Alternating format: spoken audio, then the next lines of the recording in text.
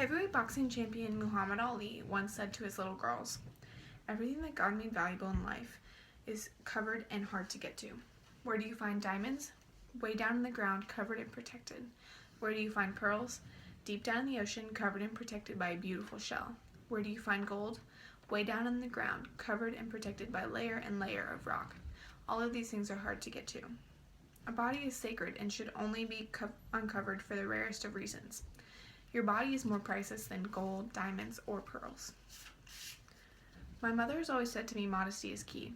I fully believe this statement, and it has stuck with me through the years. Modesty is so much more than a conservative fashion.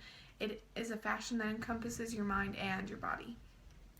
This statement has stuck with me through the years because it was something I grew up believing, and it was something that I actually do participate in myself. Your mind and body are valuable and should be treated as such. Modesty is not just an appearance. It includes your attitudes, beliefs, speech, thought, and God. Your mind and body are precious. Jamie Ramsey once stated, "Modesty isn't so much a description of dress as it is of attitude." Also, self-worth should not be equated with appearance. Your appearance does not define who you are. It is your actions that define who you are.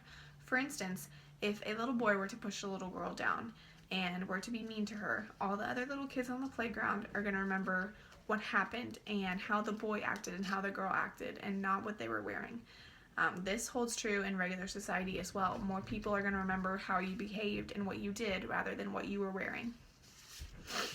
Moving forward, not only should you be modest with your body, you should be modest with your speech and thought. We must be modest when speaking to others. Jerry Price once stated, "Immodest words admit of no defense, for want of decency is want of sense." I think what this quote is trying to tell us is that you need to step back, gather your thoughts, and take a moment before you speak, rather than just put your foot in your mouth and speak your mind, because that often gets you in trouble. Also, modesty is the opposite of presumptuous. The true definition of presumptuous means failing to observe the limits of what is admitted or what is appropriate. I think this is perfect because modesty is exactly that. It's doing what's appropriate and what is admitted, rather than doing what isn't appropriate and what isn't admitted, such as presumptuous is.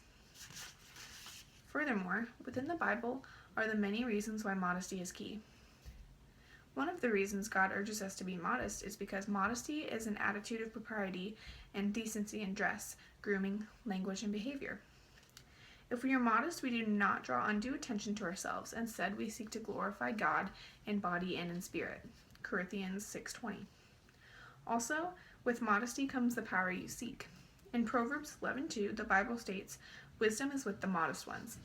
I think what the Bible is trying to teach us is that if you take a minute and collect your thoughts and are more of a listener than just a person who speaks their mind, you are going to be wiser than those around you.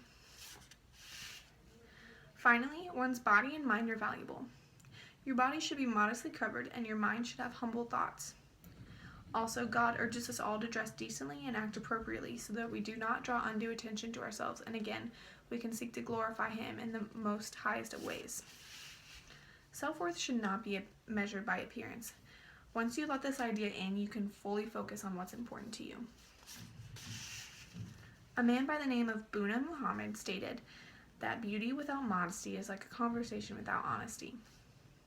Do not let the latest fashion trends dictate your life. Walk a separate path and lead a modest and humble life. I promise you, you will not regret it. Thank you.